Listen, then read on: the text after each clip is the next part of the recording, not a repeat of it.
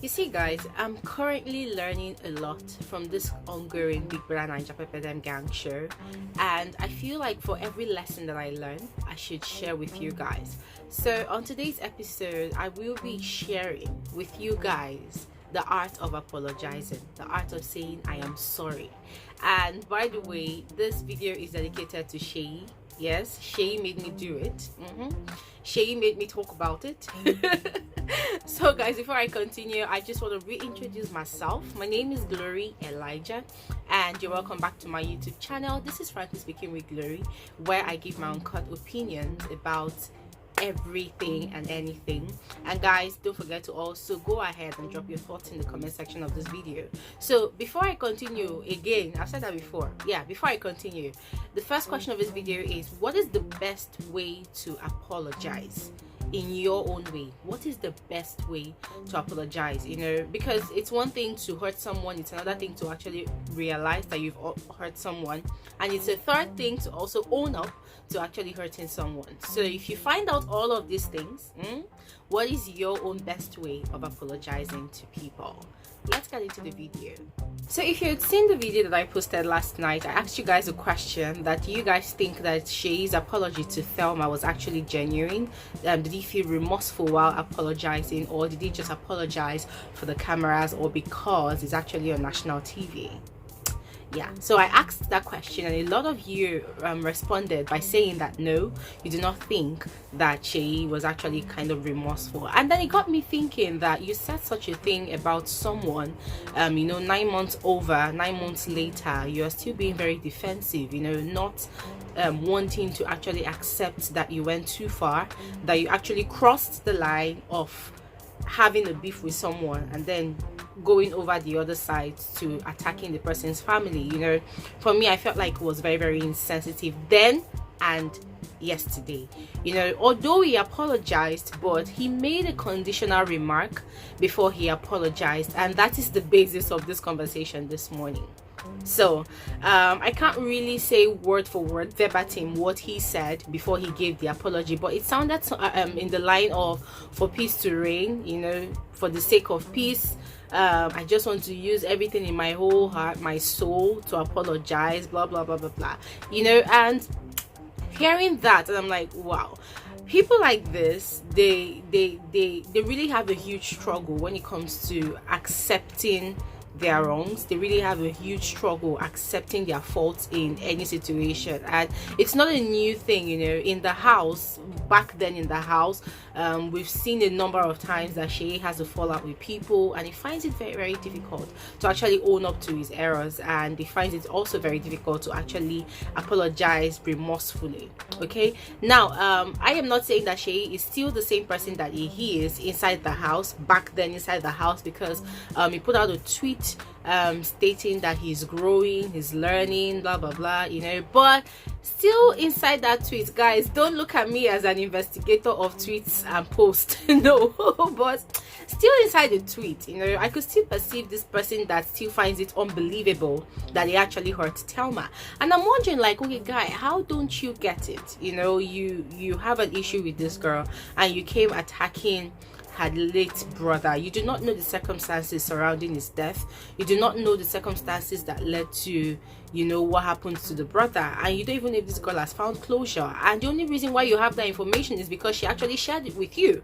So she shared that information with you and you used it to attack her. You went for the kill. Same thing you did to Frodd. Frodd shared information about his mom going into surgery with you, and you used it to attack him, you know. So why do you always have to go so low to attack people with their lowest intimate secret whenever you feel like they've hurt you and you want to hurt them back, you know? So I feel like Seyi actually has a lot to learn. He has claimed that he's still growing, blah blah blah, but it's not enough to come onto Twitter and say that you're growing. You actually need to put in a lot of conscious effort, a lot of work into working on that part of you that feels very comfortable in hurting people with the information that you have about them. Okay, so now guys, back to the whole deal about the art of apologizing.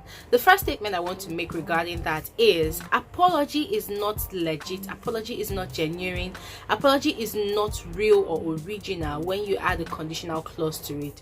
I'll give you a for instance, okay? Somebody comes to you, you're having an argument with someone, and or maybe somebody did something to you, or let me use the commonest kinds of mistake, okay? You are driving past and you splash someone water, okay? You splash someone water and the person is like, what is wrong with you? Can't you see you just pour water on me? That's wrong. You clearly have seen that you actually did it, you know, and then because you stop the car ahead of you and then you come back to the person and like, why are you yelling at me? And the person was like, you splashed water on me, look at the water on the road, you splashed it on me with your car. And you're like, oh, you think I did it to you? And okay, if you think I did it to you, then I'm sorry.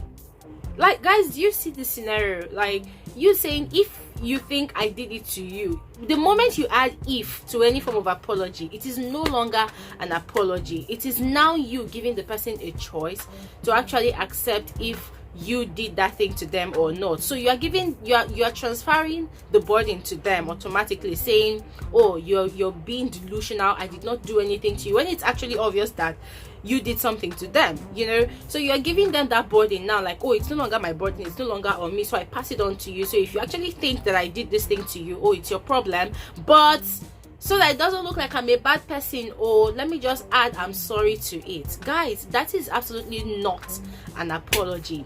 I used to be like that before, you know. I used to be very, very defensive, and back then with my siblings, you know, they will always say, oh, Glory, you did this, you did that. Because my siblings used to always complain that, Glory, you're such an introvert, you don't even share. Especially one of my sisters, she's always complaining that I never ever share with people. I'm very, very secretive. I always keep my secrets to myself. I remember when I was 13 and I got my first boyfriend, and she was very upset, like, oh, I'm your elder sister, so I expected you to come and confide in me when this guy was toasting you. And no, guys, the guy was quite older than me. So she was very upset. She was very, very upset. Like, she was expecting to apologize to her, you know, like, why would you have a problem? Like I can't say sorry. Oh. That was I told, like, I can't say sorry. Oh. If you feel like I did anything wrong, well, sorry. Oh. But for me, oh, I can't say sorry because I don't think I did anything. Oh. You know, that's just one of the many errors I made back then, you know, in my past. I never felt like I was wrong, you know. So it took me a lot of time because I realized that when I don't apologize genuinely, I still keep people hurt, I still make them hurt, and I still make them doubt me and my integrity as an individual that's trying to work on herself to become a better version of herself, you know. So I had to start making that conscious effort to work on it. So whenever I realized, okay, before I even start realizing if I hurt people, I tried working, like putting in a lot of conscious effort to be very, very sensitive to people's emotions, first of all. Yeah, and that's another thing that Seyi needs to learn. Seyi does not put in any conscious effort whatsoever into minding if he hurts people or not. And it's really, really amazing and appalling at the same time that he used to be that way back then inside the house, and then coming onto the show he still remains that way. Because on day 3, I think, when Ebuka was asking Frodd and him questions, you know, and Frodd said that, oh, Seyi actually hurt him, he wasn't evicted, he was saved from eviction, and he was crying, and Seyi came to him and was laughing at him and taunting him and stuff like that. And Seyi still said that, oh, if they put us back in the house again, I will still do what I was doing to you. And Ebuka asked him why, and he said, oh, because he actually enjoys seeing Frodd that way. He enjoys taunting Frodd. And I'm like, how can people be so comfortable? How can people enjoy just simply sitting down and watching other people be in pain? I mean, you have the information, you are fully aware that whatever your actions are, you taunting this person is another form of bullying, and you understand that your actions, you know, it goes a long way in hurting this person. So why don't you just stop? No, but Seyi claims to say, oh, he enjoys it, you know. And a lot of times, if you check into bullying, people who have that nature of bullying, you find out that they derive pleasure in being in control, in being dominant. So I understand that that's sort of Seyi's personality. Even Thelma mentioned it again yesterday, that Seyi is very, very authoritative, and that is true. Yeah, even on the show, Jay is very authoritative. You know, he's talking and you want to talk and be like, oh, let me finish. Oh, psst, psst, pause, take all right. You know, and it feels like it's fun, but guys, as I said, it is not enough, you know, for these housemates to come out and say, oh, I'm learning, I'm growing. Learning, it takes a lot. It's a process. It takes willingness to want to learn, to change. When people are complaining about the same thing about you, it takes a lot for you to actually, you know, listen, pay attention to details. So those details they are saying, oh, this thing about you is actually wrong, and learn how to change for the better. Change is not change except you make conscious effort to work on specific areas. Okay, whilst working on specific areas, you then you know, work on an all-rounding area, you know. So as I was saying, and as I have said, apology is not real. Apology is not legit. Apology is not genuine the moment you add a conditional clause. If you're one of those people that is fond of, you know, hurting people, probably intentionally or unintentionally, and then you always want to come out and say, oh, did I do this thing? I'm sorry, oh, if I did it. If you think I did it. If the person did not, if you did not hurt the person, and if the person did not feel it, the person will not come and tell you about it. Yes, the person won't come and tell you about it. So why would you go ahead to ask the person if you think I hurt you? And then all the stupid love songs that you listen, I'm sorry if I made you cry. Like, kilo day, like, what is, I'm sorry? Obviously you've made this person cry, so why are you saying I'm sorry if I make you cry? Like, it doesn't really make sense, you know. And a lot of times we see nothing wrong in this, but then it's the reality of it all. It is the reality. When people stop adding, I'm sorry if you think, I'm sorry if you feel, I'm sorry if you say that I hurt you, I'm sorry if you say that I did what you did. You know, it's like you are pushing the blame on the person and you do not want to take responsibility for what you have done. And I feel like it's high time that we started taking into cognizance, you know, the art of actually learning to genuinely apologize to people, because a lot of people have still not found closure because of the inhumane and insensitive way that a lot of people actually tender out apologies.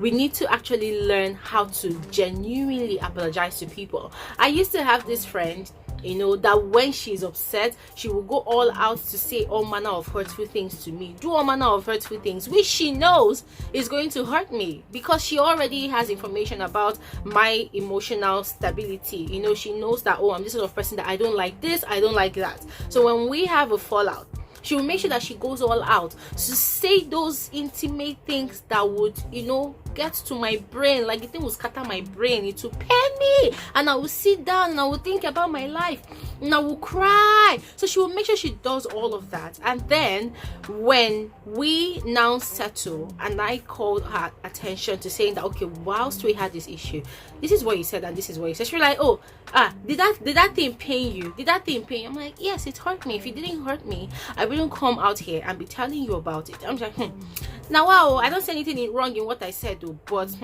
but if you think I hurt you, which I know I did not, then I'm sorry.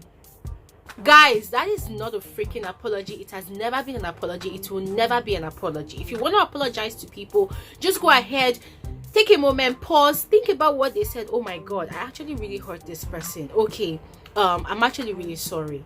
I did not know it would get to you that way, but I am really sorry. I am really, really sorry. Like, guys, own up to your wrongs. Own up. There's no shame, there's no harm in owning up to your wrongs. Own up to your wrongs and let that person know that, okay, try to put yourself in that person's shoes. Okay, because human beings are different, right? But in as much as human beings are different, that should not be an excuse for you to go the extra mile with your wrath and, you know, intentionally hurt people, and then you now start claiming, oh, ignorance, I did not know. If you think, you know, but guys, stop with the conditional clauses. Stop with putting the ifs, the buts, if you think, if you say, if you did, blah blah blah blah blah blah. It's actually not relevant. If you totally claim you want to make peace with someone, you need to do away with all of those clauses. Yes. Now guys, that said, please go ahead and answer the question of the video. I asked that, what is the best way to apologize? What is the best form of apology? What is the best way to actually say that I am sorry? when you hurt someone, when you realize that you've hurt someone, what is the best way to actually apologize? That will be all for this morning's episode of Frankly Speaking with Glory Elijah.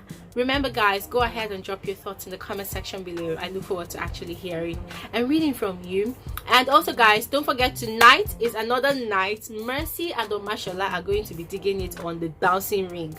I said dancing ring, okay, because not boxing ring, because I don't know if they actually fought. But tonight's episode on the Bbnaija Pepperdam reunion show is going to be amazeballs. It's going to be bomb. It's going to be crazy. It's going to be earthquaking, if that's an English language word. But it's going to be crazy. So I look forward to it, and I hope you also look forward to it as well. So guys, stick to my channel and I will bring to you the amazing gist. Don't go anywhere tonight. Do have an amazing day. Bye.